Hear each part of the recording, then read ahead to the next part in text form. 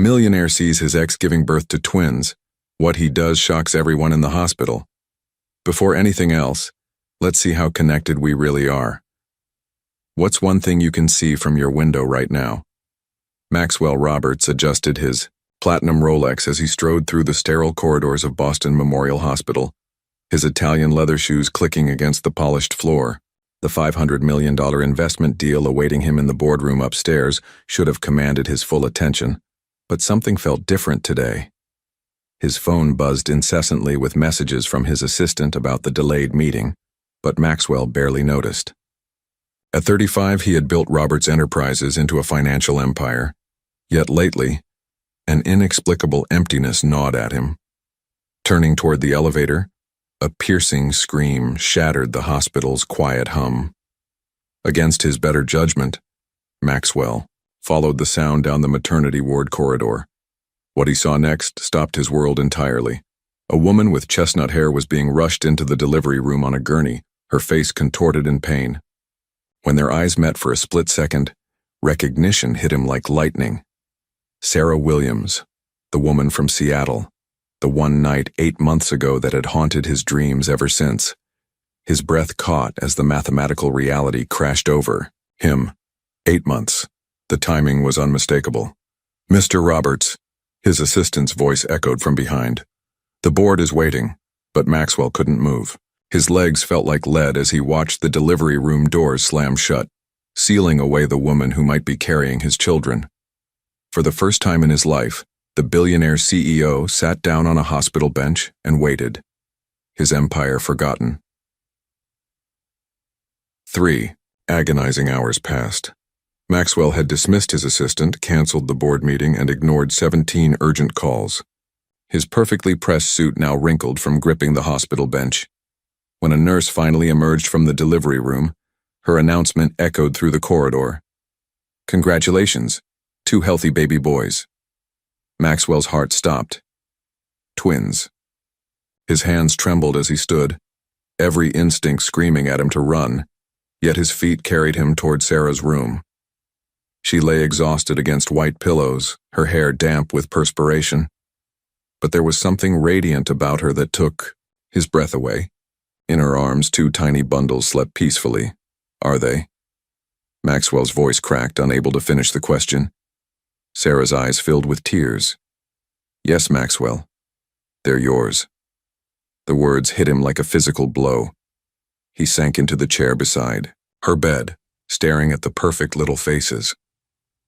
"I tried to reach you," Sarah whispered. "I called your office dozens of times, sent emails." "What?" Maxwell looked up sharply.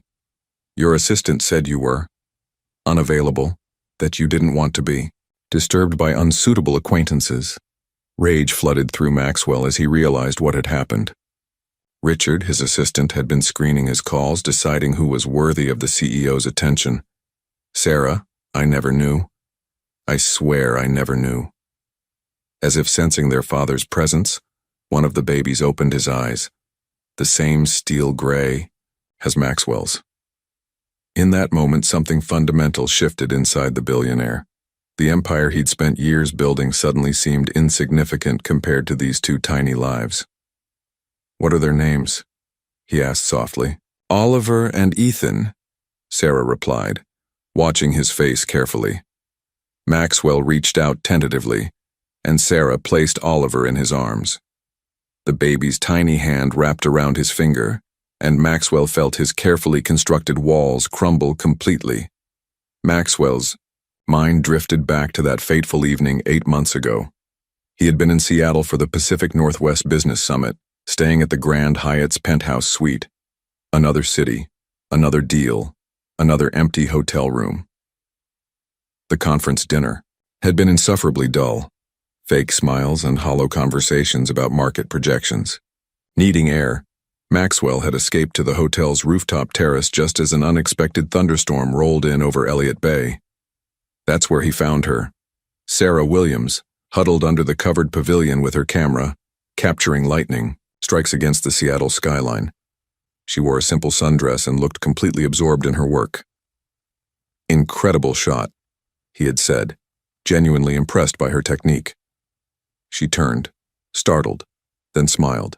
Most people run inside when it storms. I chase it. They talked for hours.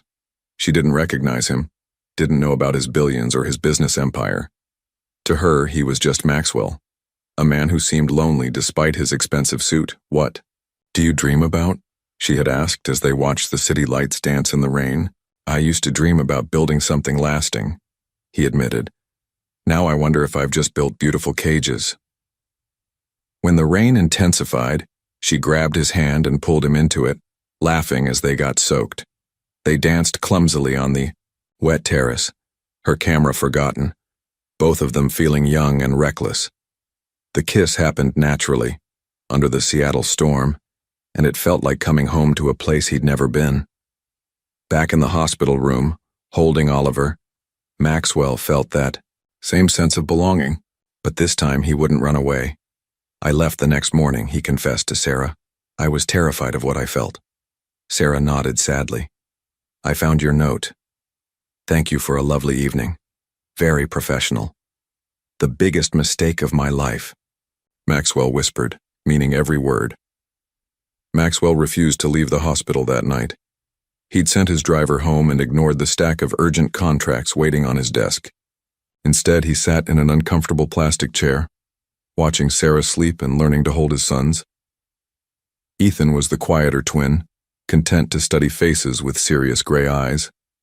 Oliver was more restless, already showing signs of the Roberts' determination, with his firm grip and demanding cries. At 3 a.m., when Oliver woke hungry and Sarah struggled to sit up, Maxwell gently took the baby. Let me, he said, preparing the bottle with surprising competence. You're natural at this, Sarah observed, amazed. I never thought I'd want children, Maxwell admitted, watching Oliver drink. My father was absent, always working, always building. The business. I swore I'd never put a child through that. And now? Maxwell met her eyes. Now I understand what I've been missing. All those years building an empire, and I never built a home. As dawn broke through the hospital windows, Maxwell made calls that would have shocked his board of directors. He canceled 3 international trips, postponed the Tokyo expansion, and instructed his legal team to prepare paternity acknowledgement papers. Maxwell, Sarah said softly, you don't have to change your whole life. I can manage alone. He looked at her incredulously. Sarah, you're not alone anymore. You'll never be alone again. When Dr. Chen entered for morning rounds, she found Maxwell asleep in the chair with Ethan on his chest, while Sarah cradled Oliver. The sight made her smile. She'd delivered thousands of babies, but rarely witnessed such an instant family bond. Visiting hours start at 8, she whispered to the nurse. He's not visiting, Sarah replied, watching Maxwell's peaceful face. He's home. The word hung in the air between them, heavy with possibility and hope. On Sarah's second day at the eye hospital, Maxwell arrived carrying a small bouquet of white daisies. Not expensive roses or exotic orchids, but simple daisies. You remembered, Sarah whispered, tears forming in her eyes. You said they were your favorite because they're honest flowers. No pretense, just pure beauty, Maxwell replied, recalling their Seattle conversation perfectly. The nurses bustled around, checking on the twins, but froze when Maxwell suddenly knelt beside Sarah's bed. From his jacket pocket, he produced a small velvet box. Sarah Williams, he began, his voice trembling slightly. I know I don't deserve a second chance. I know I hurt you by running away, but I can't run anymore. He opened the box, revealing a stunning yet elegant diamond ring. Not the massive stone his wealth could afford, but something beautiful and thoughtful. Will you marry me? Not because of duty, not because of the boys, but because 8 months ago in a Seattle rainstorm you showed me what my heart was missing. Sarah stared at the ring, then at Maxwell's vulnerable face. How do I know you won't run again when things get difficult? Because, Maxwell said, taking her hand, running away from you was the hardest thing I've ever done. Every day since Seattle, I've regretted leaving that hotel room. Every business deal felt empty because I wasn't sharing it with you. In her arms, Oliver gurgled as if approving, while Ethan slept peacefully.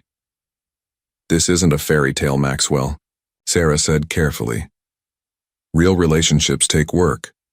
"I'm ready to work," he replied. "I've spent years building a company. Now I want to build a family."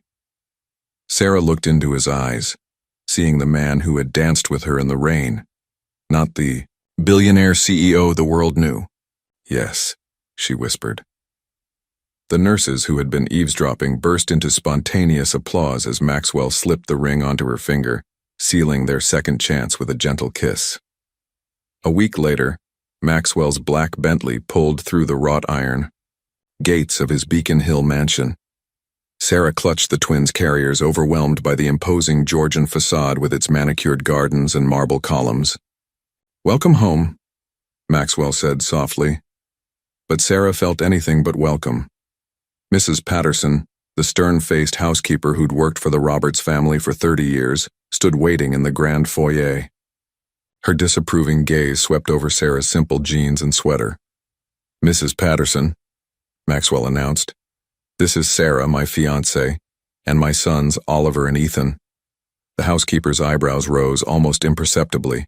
"Sir, perhaps the guest wing would be more appropriate until—" "The master suite," Maxwell interrupted firmly. "We're a family." Sarah felt the weight of crystal chandeliers, priceless paintings, and generations of Roberts tradition pressing down on her. Everything screamed old money and established power, a world she'd never belonged to. That evening, after the twins were settled in hastily arranged cribs, Sarah found herself alone in the mansion's garden. The manicured roses felt as foreign as everything else. Maxwell discovered her there, tears silently streaming down her face. "I don't fit here," she whispered. "Look at this place, Maxwell. Look at me. I'm a small-town photographer who shops at Target." Maxwell sat beside her on the stone bench. "You're right. You don't fit here." Sarah's heart sank until he continued. "This house has been in my family for generations, filled with expectations and traditions that never brought anyone happiness. My parents lived here for 25 years and barely spoke to each other." He took her hands. "I don't want you to fit into this world, Sarah. I want us to create a new one." Inside the mansion, Mrs. Patterson watched from an upstairs window as Maxwell held Sarah close, and for the first time in years, she saw genuine emotion on her employer's face. The next morning, 3 black Mercedes arrived unannounced. Eleanor. Roberts emerged from the lead car like a general preparing for battle, followed by Maxwell's brother David and sister Catherine. Sarah was feeding Oliver in the morning room when the entourage swept in. Eleanor, an imposing woman in her 60s with silver hair and cold blue eyes, surveyed the scene with obvious disdain. "So these are the alleged heirs," Eleanor said, her voice dripping with skepticism. Maxwell appeared immediately, his jaw set. "Mother, you're early. We need to discuss this." "Situation privately," Eleanor replied, barely glancing at Sarah. "There's nothing to discuss. Sarah is my fiancée and the mother of my children." David, always the family lawyer, stepped forward. "Maxwell, we need paternity tests, background checks, prenuptial agreements. Get out," Maxwell said quietly. The room fell silent. In 35 years, Maxwell had never directly challenged his family. Eleanor's lips tightened. "Don't be naive, son. This woman clearly targeted you. Convenient timing, showing up pregnant right after a one-night encounter." Sarah stood, holding Oliver protectively. "Mrs. Roberts, I understand your concern for your son, but—" "Don't." Eleanor cut her off. "I know exactly what you are. A gold digger who got lucky." Maxwell stepped between them, his voice dangerously low. "You will not speak to the mother of my children that way." Eleanor's eyes flashed. "She's using those babies to trap you. Open your eyes." "My eyes are open for the first time in years," Maxwell replied. "I see a woman who tried to reach me for months, who prepared to raise my children alone rather than beg for money. I see someone who makes me want to be a better man." Catherine spoke for the first time. "Maxwell, you've known her for what, a week? You're throwing away everything for a stranger." I'm not throwing anything away. I'm finally choosing what matters. Eleanor played her final card, turning to Sarah. How much? Name your price to disappear. Sarah's voice was steady despite her trembling hands. There is no price, Mrs. Roberts. But Maxwell is free to choose his family. If you can't respect his choice, perhaps you should leave. Maxwell faced his family with steel in his voice. Until you can treat Sarah and my sons with respect, you're not welcome here. The silence stretched until Eleanor gathered her dignity and swept toward the door. When this fantasy ends, don't come crawling back. As the cars disappeared down the drive, Maxwell pulled Sarah close, both of them shaking from the confrontation that had just changed everything. 3 days after the family confrontation, Maxwell surprised Sarah with a mysterious drive. As they left Boston's city limits with the twins sleeping in their car seats, Sarah noticed Maxwell's shoulders relaxing for the first time since his family's visit. "Where are we going?" she asked. "Somewhere I should have taken you from the beginning," he replied, turning onto a winding lakeside road. They stopped before a charming 2-story house nestled among pine trees, with a wraparound porch overlooking a pristine lake. Unlike the imposing Beacon Hill mansion, this felt warm and inviting. "I bought this place 3 years ago," Maxwell explained as they walked to the front door. "I told myself it was an investment, but honestly, I just needed somewhere that felt peaceful." Inside, Sarah gasped. The house was beautifully furnished but felt lived in, comfortable. Large windows flooded the rooms with natural light, and a stone fireplace dominated the cozy living room. "Maxwell, it's perfect," she breathed. He led her upstairs to show her the master bedroom with floor-to-ceiling windows facing east. "You mentioned in Seattle that you loved watching sunrises." But the real surprise was down the hall, a fully equipped photography studio with professional lighting and darkroom facilities. "You did this for me?" Sarah's eyes filled with tears. "I've been preparing for you to come back into my life even when I didn't realize it," Maxwell admitted.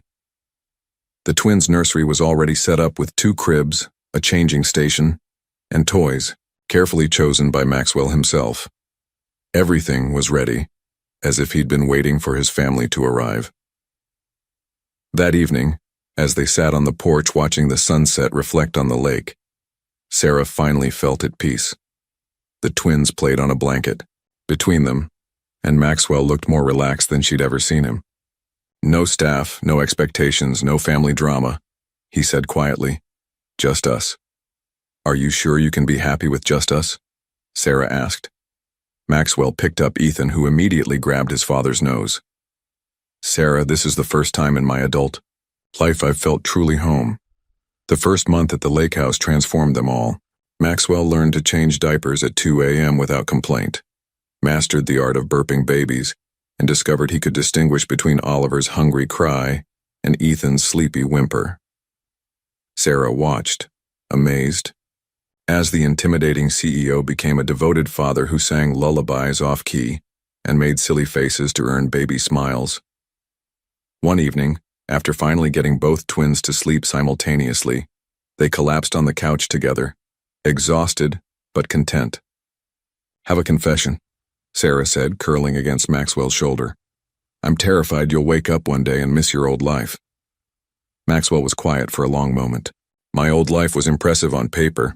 Penthouses, private jets, board meetings that moved millions. But I went to bed every night feeling empty." He turned to face her. "I'm more terrified that you'll realize you deserve better than a man who runs from feelings." Sarah's hand found his. "We're both scared." "What if we're scared together?" Maxwell suggested. Their conversation was interrupted by Oliver's cry from upstairs. As they went to check on him, Sarah made a decision. "I want to show you something," she said, leading Maxwell to her photography studio. For the first time, she revealed her portfolio, intimate portraits of ordinary people in extraordinary moments of connection. An elderly couple holding hands in a hospital, a father teaching his daughter to ride a bike, a mother comforting her son after a nightmare. "This is how I see the world," Sarah explained, "the real moments between people." Maxwell studied each photograph, understanding dawning in his eyes. "You capture love." I capture truth, Sarah corrected. And the truth is, what we have is real. When Ethan started crying too, they worked together to soothe both babies, moving in perfect synchronization as if they'd been partners for years. Later, watching Maxwell rock Ethan while humming softly, Sarah picked up her camera. The resulting photograph, a powerful man reduced to gentle tenderness by a tiny baby, would become her favorite image ever captured. 3 months into their new life at the lake house, the Roberts-Williams family had found their rhythm. Maxwell had revolutionized his work schedule, conducting most meetings via video conference and limiting travel to day trips only. His executive team initially panicked, but productivity actually increased when their CEO became more focused and decisive. Morning routines became sacred. Maxwell would wake at 5:30 a.m. to prepare bottles while Sarah pumped milk. They'd traded his usual black coffee and rushed breakfast for leisurely mornings watching the twins discover their world. Oliver had developed a fascination with anything that made noise, rattles, keys, even his own babbling. Ethan preferred quiet observation, studying faces and following conversations with serious gray eyes that mirrored his father's intensity. He's going to be the thinker, Sarah observed one morning, watching Ethan carefully examine a wooden block. And Oliver's going to be the troublemaker, Maxwell replied, rescuing his laptop from his son's grabbing hands for the 3rd time that week. Sarah had begun photographing again, but her subjects had changed. Instead of commissioned portraits, she documented the small miracles of daily life. Maxwell's huge hands gently supporting Ethan's wobbly head, the twins' synchronized sleeping positions, quiet moments of discovery and growth. Her favorite session happened spontaneously when Maxwell fell asleep on the living room floor during tummy time, with both babies crawling over him like he was their personal playground. The images captured a side of the business mogul no boardroom had ever seen. One evening, as they attempted to eat dinner while the twins sat in their high chairs creating modern art with mashed sweet potatoes, Maxwell's phone rang.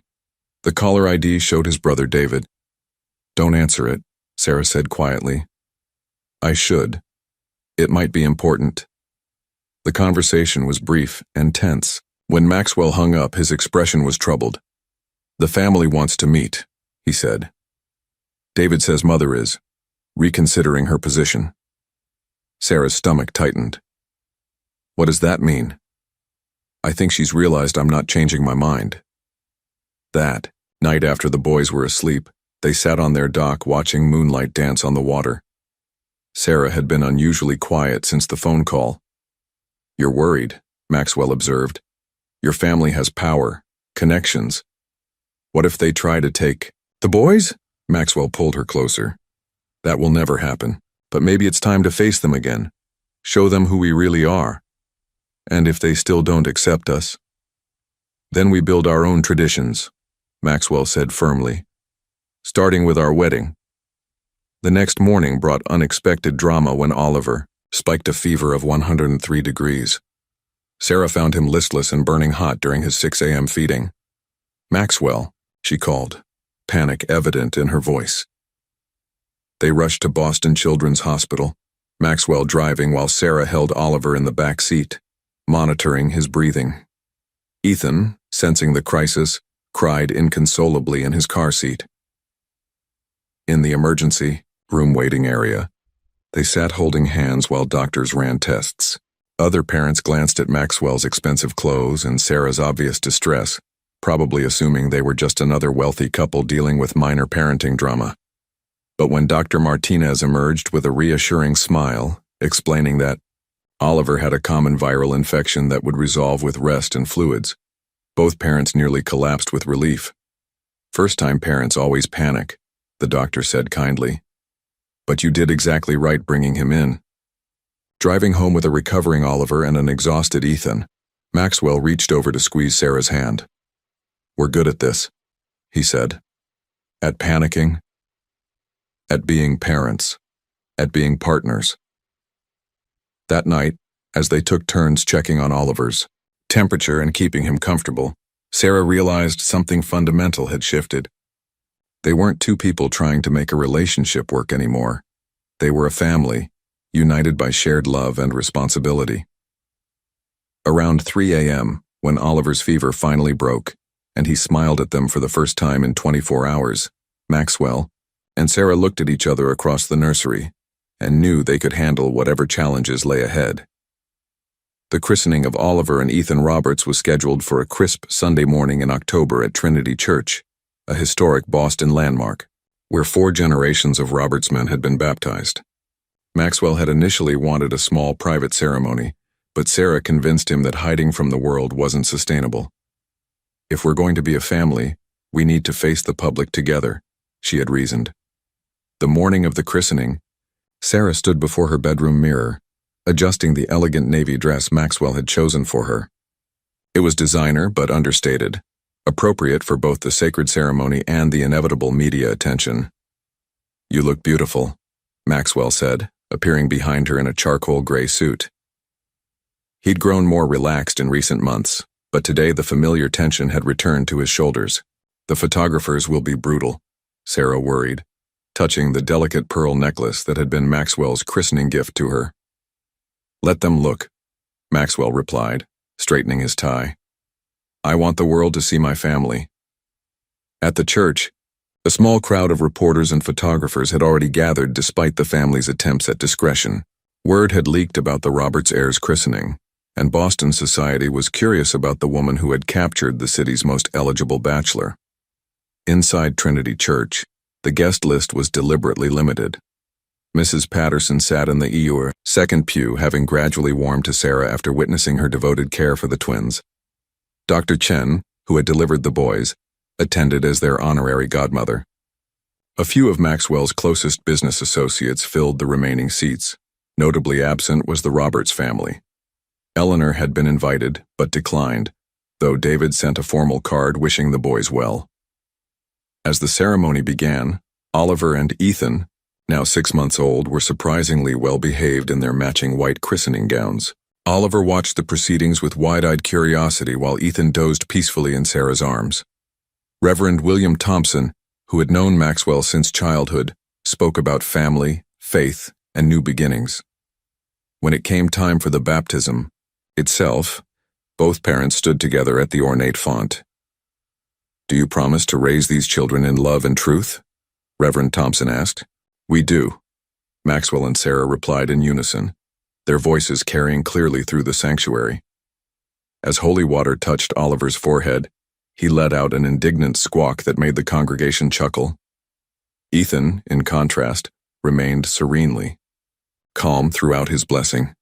After the formal ceremony concluded, Maxwell surprised everyone by requesting a moment to speak. Standing at the pulpit with Sarah beside him, each holding a twin, he looked out at the gathered witnesses. 6 months ago, I thought success meant building an empire. Maxwell began, his voice steady but emotional. I measured my worth in profits and acquisitions. Then these 2 little boys came into my life and I discovered I'd been calculating all wrong. He looked at Sarah, who encouraged him with a gentle smile. The real measure of a man isn't what he builds for himself, but what he builds for others. Sarah and Oliver and Ethan have taught me that love isn't a weakness to be managed. It's the only strength that truly matters. In the congregation, Mrs. Patterson dabbed her eyes with a handkerchief, while photographers outside captured every word through the church's open doors.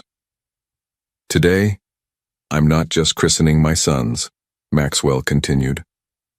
I'm committing to being the father they deserve and the partner Sarah deserves. Thank you all for witnessing this promise. The applause was spontaneous and heartfelt. As they walked down the aisle together, Sarah felt the weight of public scrutiny, but also the strength of Maxwell's hand in hers. Outside the church, the media frenzy was intense but respectful. Maxwell had learned from previous experience and hired professional security to manage the crowd. He and Sarah posed briefly for photographs, the twins calm in their parents' arms. "Mr. Roberts, how has fatherhood changed you?" one reporter called out. "It's shown me what really matters," Maxwell replied simply. "Sarah, what's it like dating Boston's most eligible bachelor?" Sarah smiled. "I wouldn't know. I'm marrying a devoted father and partner who happens to be successful in business. The answer drew approving chuckles from the crowd and admiring glances at her composure. As they drove away from Trinity Church toward their reception at the lake house, Maxwell reached over to squeeze Sarah's hand. "How do you feel?" he asked. "Like, we just told the world we're not going anywhere," Sarah replied. "Good," Maxwell said, "because we're not." The intimate reception at the lake house was everything the church ceremony hadn't been. Relaxed, joyful, and focused on celebration rather than tradition. Mrs. Patterson had outdone herself with a menu of comfort foods rather than formal fare, and guests mingled easily on the wraparound porch overlooking the lake. Dr. Chen spent most of the afternoon holding whichever twin wasn't currently being passed around by guests, marveling at how much they'd grown since birth. "They're going to be heartbreakers," she predicted, watching Oliver charm a group of business associates with his infectious grin. As the sun set over the lake, casting golden light across the water, Maxwell and Sarah found a quiet moment together, on the dock while their sons napped inside. "No regrets?" Maxwell asked, pulling her close. "Only one," Sarah replied. Maxwell's face showed concern until she continued. "I wish we could do this every day. Just be ourselves, with people who matter. Celebrating what we've built together, then that's what we'll do," Maxwell promised, "starting with our wedding." 2 weeks after the christening, an unexpected visitor appeared at the lake house. Sarah was in her photography studio editing images from the ceremony when she heard Maxwell's surprised voice from the front porch. "Mother? What are you doing here?" Eleanor Roberts stood at their doorstep looking uncharacteristically uncertain. Gone was her usual imperious demeanor, replaced by something that almost resembled vulnerability. "I came to see my grandsons," Eleanor said simply. Sarah emerged from the studio to find Maxwell and his mother in an awkward standoff on the porch.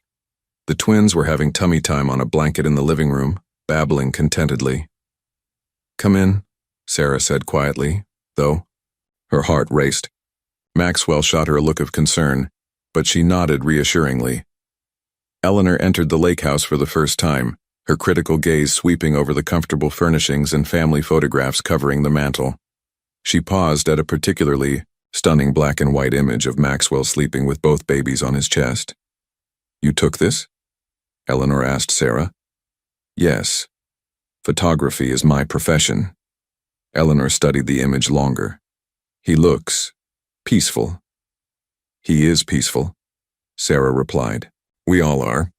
The conversation was interrupted by Oliver's delighted squeal. Both women turned to see him attempting to crawl toward a colorful toy, his determination evident despite his still wobbly coordination. Ethan lay nearby, watching his brother's efforts with serious concentration. "They're so different," Eleanor observed, moving closer despite herself. "Oliver's the explorer. Ethan's the philosopher," Maxwell explained, his voice guarded but not hostile. Eleanor knelt beside the blanket, maintaining a careful distance. Oliver, oblivious to family politics, immediately changed direction and crawled toward this new person with curiosity. "May I?" Eleanor asked, gesturing toward Oliver. Sarah nodded, though she remained alert. When Eleanor picked up Oliver, something remarkable happened. The baby studied her face seriously for a moment, then broke into his characteristic grin and reached for her pearl necklace with fascination. "He's beautiful," Eleanor whispered. And for the first time since Sarah had known her, the older woman's voice carried genuine emotion. Ethan, not to be outdone, made soft sounds from his position on the blanket, until Eleanor noticed him too. "Would you like some coffee?" Sarah offered, recognizing the olive branch being extended. In the kitchen, while Maxwell kept watch over his mother and sons, Eleanor spoke quietly to Sarah. "I owe you an apology," she began. "My behavior at the hospital and at the mansion was inexcusable." Sarah continued preparing coffee, allowing Eleanor to continue. "I've watched Maxwell build that business empire for 15 years. He was brilliant, successful, but completely isolated. No real relationships, no joy in his achievements. I thought that was simply who he was." Eleanor paused, glancing toward the living room where Maxwell was now on the floor with his sons. Then I saw the photographs from the christening in the society pages. There was my son holding those babies like they were the most precious things in the world. And you, looking at him like he was everything. Sarah handed Eleanor a coffee cup. He is everything. To us. I can see that now, Eleanor admitted. I was protecting a man who didn't need protection. I was preserving a version of Maxwell that was never truly happy. They returned to the living room to find Maxwell helping Ethan practice sitting up, while Oliver attempted to eat his father's shoelaces. "Daddy," Oliver babbled, though he wasn't quite saying actual words yet. Maxwell's face lit up as if his son had recited Shakespeare. Eleanor watched this interaction with growing understanding. He's never been this present. Even as a child, Maxwell always seemed to be thinking about something else, planning the next move. He's exactly where he wants to be, Sarah said. As the afternoon progressed, Eleanor gradually relaxed. She helped change Ethan's diaper, managed to make Oliver giggle by playing peekaboo, and even shared stories about Maxwell's own childhood that revealed a softer side of their family history. He was obsessed with building things, Eleanor told Sarah while Maxwell was in the kitchen preparing bottles. Lincoln logs, Legos, blocks, always constructing something elaborate, then tearing it down to build something better. Some things never change, Sarah smiled. When it came time for Eleanor to leave, the goodbye was markedly different from her arrival. She hugged each grandson carefully, whispering promises to visit again soon. "Sarah," she said as she prepared to go, "I'd like to host a proper dinner for the family. When you're ready. Both families, yours and ours." "I'd like that," Sarah replied, meaning it. After Eleanor's car disappeared down the drive, Maxwell pulled Sarah close on the porch. "I can't believe she came," he said. "People change," Sarah observed. "Look at you." "What do you mean? 6 months ago you were a man who ran from feelings. Now you're someone who builds a life around them." Inside the house, both twins had fallen asleep in their playpen, exhausted from the day's excitement. Maxwell and Sarah watched them sleep, marveling at how these tiny beings had transformed not just their own lives, but rippled outward to heal old family wounds. "Think she meant it? About dinner?" Maxwell asked. "I think your mother is discovering that being a grandmother might be more rewarding than being right," Sarah replied. As they headed upstairs, Maxwell paused at the mantel to look at the photograph that had caught his mother's attention, the image of him sleeping with his sons. "What do you see when you look at that?" he asked Sarah. "I see a man who finally found his purpose," she answered, "and 2 little boys who will never doubt they're loved." Maxwell kissed her softly. "Thank you for giving me the chance to become that man." 1 year after the day Maxwell first saw Sarah in that hospital corridor, he stood in his corner office overlooking Boston Harbor, preparing for the most important board meeting of his career, not because of the numbers on the financial report spread across his mahogany desk, but because of the decision he was about to announce. The past 12 months had transformed him completely. The driven, isolated businessman who once worked 18-hour days had evolved into a man who scheduled his life around bedtime stories and family dinners. His transformation hadn't gone unnoticed by the Roberts Enterprises board of directors, who watched with growing concern as their CEO prioritized family time over profit margins.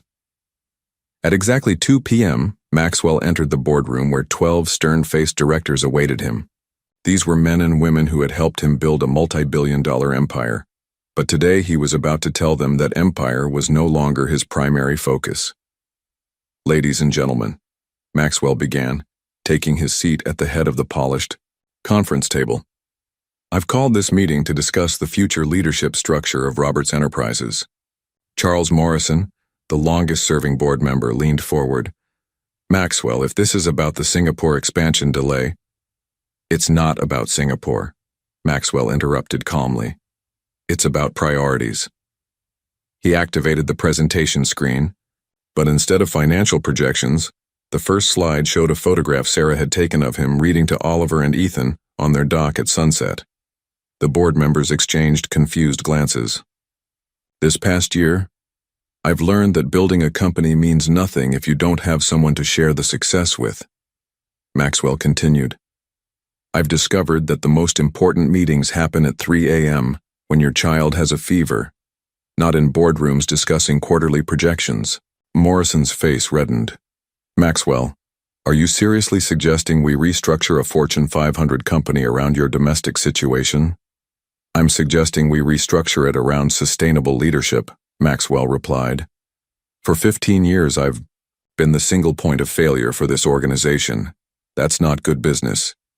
He advanced to the next slide, showing a detailed succession plan.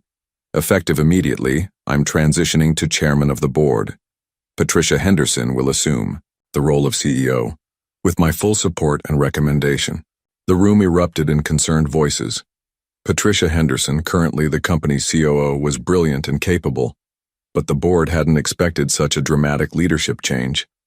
Patricia has been essentially running day-to-day operations for the past 6 months while I've been learning to be present, Maxwell acknowledged.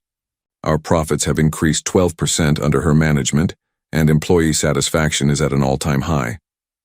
Board member Janet Ellis raised her hand. Maxwell, what about your legacy? Your father built this company. My father built a company, Maxwell corrected. I want to build something more. I'm establishing the Roberts Williams Foundation with a $100 million endowment, focused on supporting single mothers and accessible childcare. He clicked to the next slide, showing architectural plans for a comprehensive family support center. The foundation will provide childcare, job training, healthcare resources, and financial planning assistance. Sarah will serve as executive director, bringing her background in community photography and her understanding of what struggling parents actually need. The silence in the room was deafening. Charles Morrison finally spoke. You're throwing away everything you've worked for. I'm not throwing anything away, Maxwell said firmly. I'm expanding what I'm working for. Roberts Enterprises will continue to thrive under Patricia's leadership. But I refuse to miss my children's childhood for the sake of stock prices. Board member David Kim, himself a father of 3, was the first to nod approvingly. Maxwell, I think you're making the right choice. The meeting continued for 2 hours, with Maxwell patiently addressing every concern and question. By the IUEs, and even the most skeptical board members had to admit that his succession plan was thorough and well considered. As the directors filed out, Patricia Henderson lingered behind. Are you sure about this? She asked. You're giving up tremendous power. Maxwell looked out his office window toward the harbor where he could see families walking together on the waterfront. Patricia, I spent years accumulating power I never used for anything meaningful. Now I want to use whatever influence I have to help other families have what I've found. That evening, Maxwell arrived home to find Sarah in their kitchen, covered in flour and laughing as Oliver banged wooden spoons against a pot, while Ethan watched from his high chair, clapping delightedly at the chaos. How did it go? Sarah asked, kissing him despite her flour-covered hands. I'm officially a part-time billionaire, Maxwell replied, scooping up Ethan while ruffling Oliver's hair. Any regrets? Maxwell looked around their kitchen, toys scattered on the floor, family photos covering the refrigerator, evidence of their beautifully chaotic life everywhere he looked. Only that I waited so long to figure out what actually matters. Later, that night after the twins were asleep, Maxwell found Sarah on their dock editing photographs on her laptop. She was working on a series documenting their first year as a family, candid moments of discovery, growth, and love. These are incredible, Maxwell said, looking over her shoulder at images that captured not just events, but emotions. They're our story, Sarah replied. Every sleep-deprived morning, every first smile, every moment we figured out how to be a family. Maxwell sat beside her, watching moonlight dance on the lake water. I have something to tell you, he said. I made another decision today. Sarah looked up from her laptop, concerned by his serious tone. I want us to get married next month. Maxwell continued. Not a big society wedding, not a business event, just us, the boys, and the people who matter most. Sarah's face broke into a radiant smile. Are you proposing again? I'm promising again, Maxwell corrected. A year ago, I asked you to marry me because I was afraid of losing you. Now I'm asking because I can't imagine building the rest of our life with anyone else." Sarah closed her laptop and kissed him under the stars. "Yes," she whispered. "Always yes." Inside the house, as if sensing their parents' joy, both twins slept, peacefully, completely secure in the love that surrounded them. Their family was finally, truly complete. A month later, on a golden October afternoon, the lake house had been transformed into a wedding venue that perfectly captured Maxwell and Sarah's journey. White chairs formed a small semicircle on the lawn overlooking the water, where fallen leaves created a natural carpet of amber and crimson. Sarah stood before her bedroom mirror, adjusting the simple but elegant ivory dress she'd chosen. It wasn't the elaborate gown a billionaire's bride might be expected to wear, but something that felt authentically her, flowing silk with delicate lace sleeves and a tea-length skirt that would allow her to move freely during the ceremony and celebration. "You look beautiful, dear," Mrs. Patterson said, fastening a strand of pearls around Sarah's neck. The housekeeper had become an unexpected ally, won over completely by Sarah's genuine nature and her obvious love for Maxwell and the twins. Oliver and Ethan, now 13 months old and walking with determined wobbles, were dressed in matching navy suits that made them look like miniature versions of their father. They would serve as ring bearers, though everyone understood their performance would be more about entertainment than precision. Eleanor Roberts entered the bedroom carrying a small wrapped box. "Something borrowed," she said, offering the gift to Sarah. Inside was a delicate silver bracelet with tiny diamond flowers. "It was my mother's," Eleanor explained. "She wore it on her wedding day, and I wore it on mine. I'd be honored if you wore it today." Sarah's eyes filled with tears as Eleanor fastened the bracelet around her wrist. "Thank you for giving me my son back," Eleanor whispered. "He was lost for so long, and you brought him home." Downstairs, Maxwell waited with Reverend Thompson, nervously adjusting his tie while greeting their small gathering of guests. Patricia Henderson had come from Roberts Enterprises, along with Dr. Chen and several close friends from both Sarah's photography community and Maxwell's business world. The ceremony began as a string quartet played softly while Sarah's maid of honor, her college roommate, Jennifer, walked down the makeshift aisle. Then came the stars of the show. Oliver and Ethan, each clutching a small pillow with rings attached, though backup rings were safely secured with the best man just in case. Oliver took his role seriously, walking determinedly toward the altar, with intense concentration. Ethan, however, became distracted halfway down the aisle by a butterfly and sat down abruptly to watch it, causing gentle laughter from the guests. Maxwell walked over to scoop up his contemplative son, carrying him the rest of the way while Oliver completed his mission with obvious pride. When Sarah finally appeared, Maxwell's breath caught. She moved toward him with quiet confidence, her eyes never leaving his face, and he was transported back to that night in Seattle when he'd first seen her strength and beauty. Reverend Thompson had crafted a ceremony that honored both tradition and the unique path this family had taken to find each other. "Maxwell and Sarah," he began, "your journey to this altar has been unconventional. You found each other, lost each other, and found each other again. You've built a family before building a marriage, which has given you a foundation few couples are blessed to have." When it came time for vows, Maxwell spoke first, his voice steady despite the emotion in his eyes. "Sarah, a year and a half ago, I was a man who had everything and felt nothing. You taught me that the greatest wealth isn't what you accumulate, but what you share. You gave me not just two incredible sons, but the courage to become the man they deserve as a father." He paused, glancing at Oliver and Ethan, who were being quietly entertained by Eleanor and Mrs. Patterson. "I promise to build our future with the same intention you put into your photographs, capturing every genuine moment, preserving every precious memory, and always focusing on what's real rather than what looks impressive." Sarah's response was equally heartfelt. "Maxwell, you've shown me that love isn't about perfect timing or ideal circumstances. It's about showing up, even when you're scared. It's about choosing each other every single day." She looked at their sons, then back at Maxwell. "I promise to be your partner in raising these beautiful boys to understand that strength comes from vulnerability, that success means lifting others up, and that the best legacies are built on love, not just ambition. When Reverend Thompson pronounced, "Them husband and wife," Maxwell's kiss was tender and full of promise. In the background, Oliver clapped enthusiastically, while Ethan chewed thoughtfully on his small bouquet. The reception flowed seamlessly from ceremony to celebration.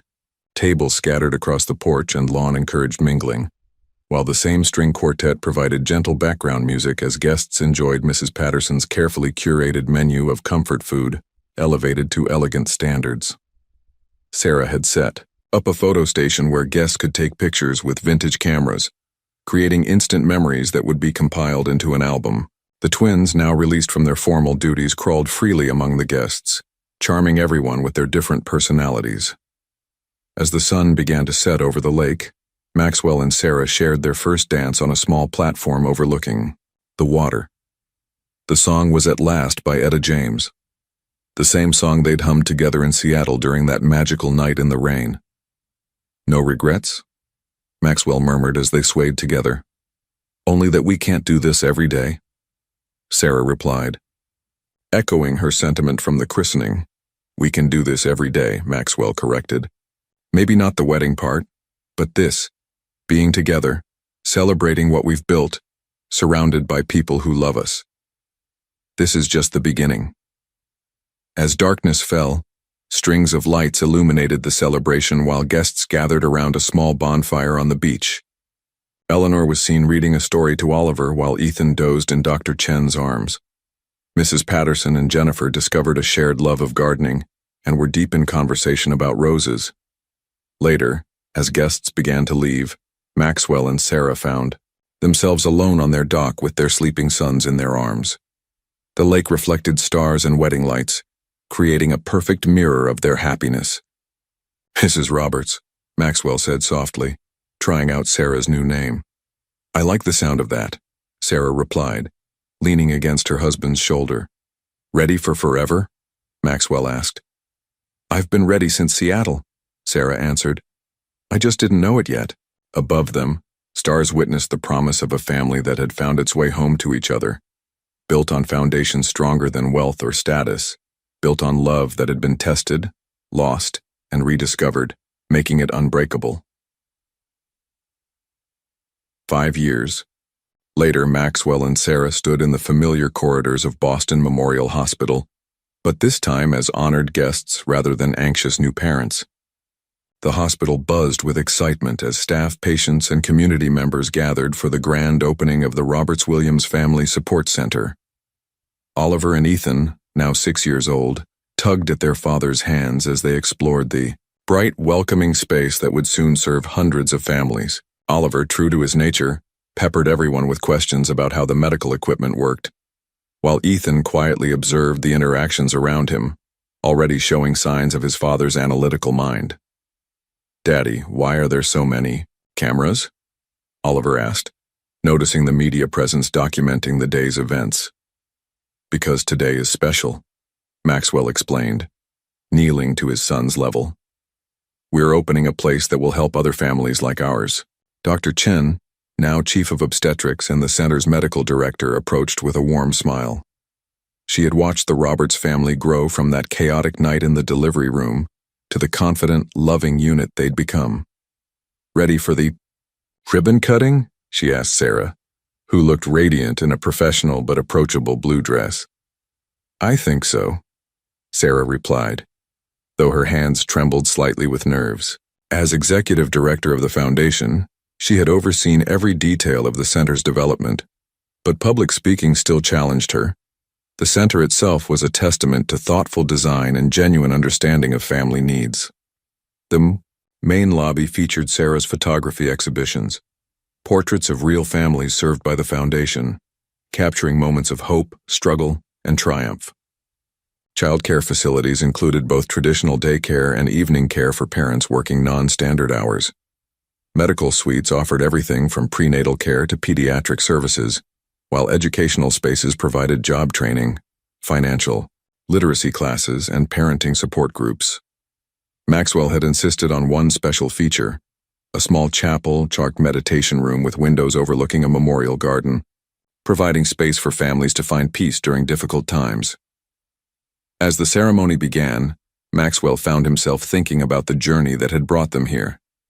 The Roberts Williams Foundation had grown beyond their wildest expectations, serving over 2,000 families in its first 4 years. They had centers in 3 cities now, with plans for expansion to 5 more locations. But more than the numbers, it was the stories that mattered. Like Maria Gonzalez, a single mother who had used the foundation's child care and job training to become a certified medical technician. Or the Johnson family, who had received crucial support during their premature triplets' NICU stay and now volunteered as peer counselors for other NICU families. Ladies and gentlemen, Dr. Chen addressed the gathered crowd. 5 years ago, Maxwell Roberts and Sarah Williams faced an unexpected moment in this very hospital that changed their lives forever. Today they're using that experience to change lives for countless other families. She turned to Sarah, who stepped forward to address the audience. Gone was the nervous young woman who had once felt out of place in Maxwell's world. In her place stood a confident leader who had found her calling in service to others. When I gave birth to Oliver and Ethan in this hospital, Sarah began, her voice clear and strong, I was prepared to face parenthood alone.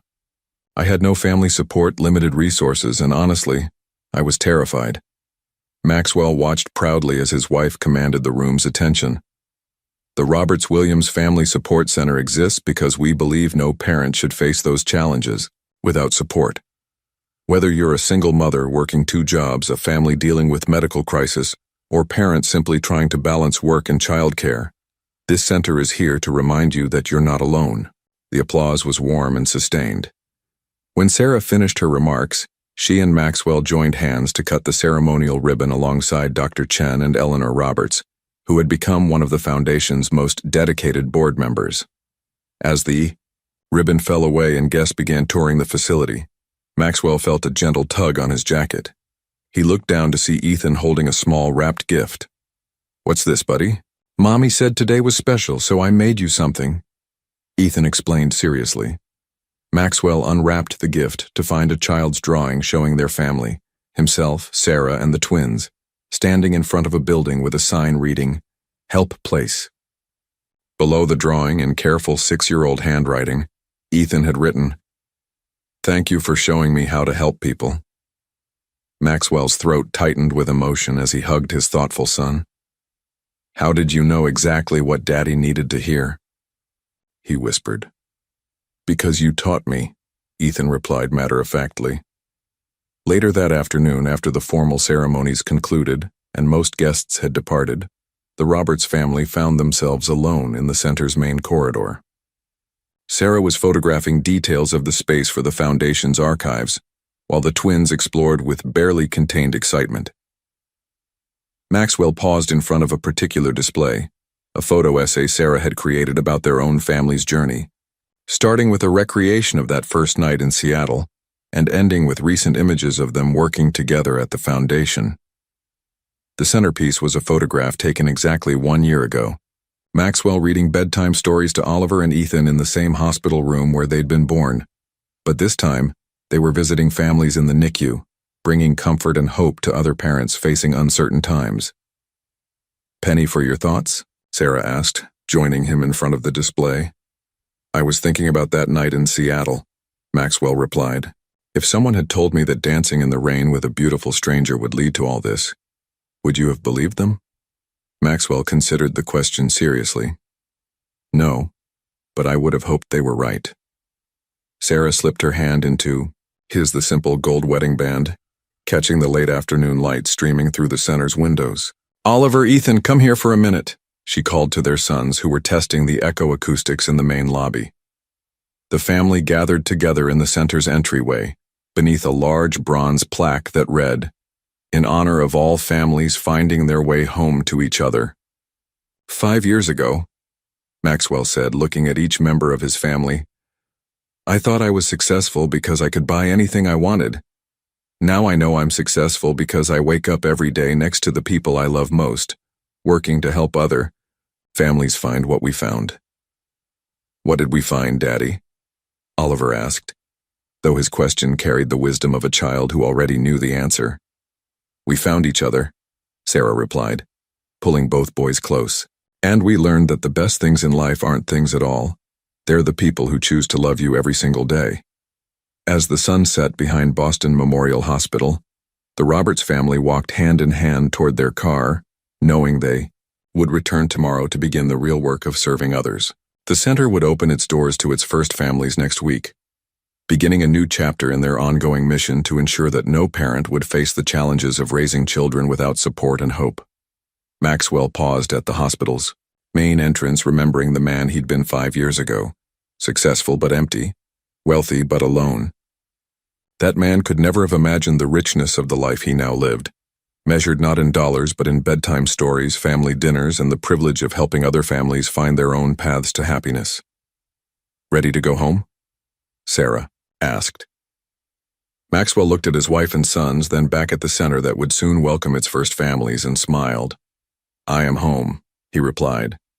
"And so is everyone who walks through those doors." Together, the Roberts family headed toward their lake house, where Mrs. Patterson was preparing dinner, and Eleanor was waiting to hear every detail about the day's events. They were no longer just a family who had found each other against all odds. They were a family committed to helping others write their own stories of hope, love, and second chances.